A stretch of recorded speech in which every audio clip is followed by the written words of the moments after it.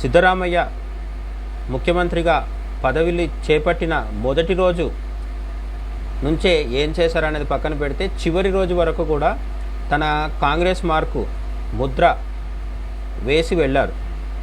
ఆయన ముఖ్యమంత్రిగా చివరి రోజు ఏం చేశారో ఇప్పుడు తెలుసుకుందాం.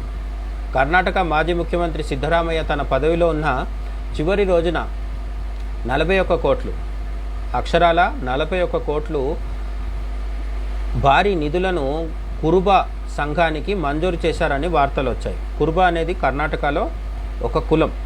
సిద్ధరామయ్య ఆ కులానికి చెందినవారే. అంటే కర్ణాటక ముఖ్యమంత్రిగా తన చివరి వర్కింగ్ డే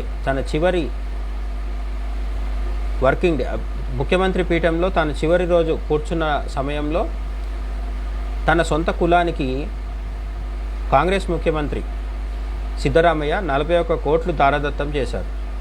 ఈ నిర్ణయం కుల ప్రాతిపదికన ఓట్లను ఆకర్షించేందుకు చేసిన కుల బుజ్జగింపు, క్యాస్ట్ అపీస్మెంట్ అని విమర్శలు వెల్లువెత్తుతున్నాయి. సిద్ధరామయ్య స్వయంగా కురుబ సామాజిక వర్గానికి చెందిన నాయకుడు కావడంతో ఈ నిధుల కేటాయింపు వివాదాస్పదంగా మారింది. ఆ నిధులను బెంగళూరులోని కురుబ సంఘం భవన నిర్మాణానికి, అభివృద్ధి పనులకు కేటాయించినట్లు సమాచారం. పదవి నుంచి దిగిపోవడానికి కొన్ని గంటల ముందు అత్యవసరంగా ఈ నిర్ణయం తీసుకోవడంపై రాజకీయ విశ్లేషకులు ఆశ్చర్యం వ్యక్తం చేస్తున్నారు, అనుమానాలు కూడా వ్యక్తం చేస్తున్నారు.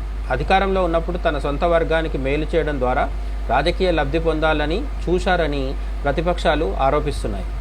ఈ నిధుల కేటాయింపుకు సంబంధించిన ఫైళ్లు అత్యంత వేగంగా ఆమోదం పొందడంపై కూడా అనేక ప్రశ్నలు తలెత్తాయి. ప్రభుత్వ ధనాన్ని పార్టీల లేదా వర్గాల ప్రయోజనాల కోసం వాడుకోవడం సరికాదని విమర్శకులు అభిప్రాయపడుతున్నారు. కాంగ్రెస్ పార్టీ అనుసరిస్తున్న తుష్టీకరణ, అపీస్మెంట్ రాజకీయాలకు ఇదొక నిదర్శనమని సోషల్ మీడియాలో చర్చ జరుగుతోంది.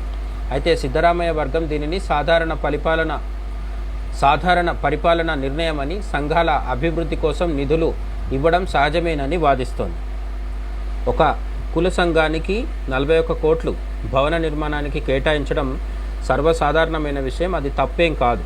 కానీ చివరి రోజు కొన్ని గంటల ముందు హడావుడిగా ఆ నిర్ణయం ఎందుకు తీసుకున్నారనేదే ఇప్పుడు అందరూ ఆలోచించాల్సిన విషయం.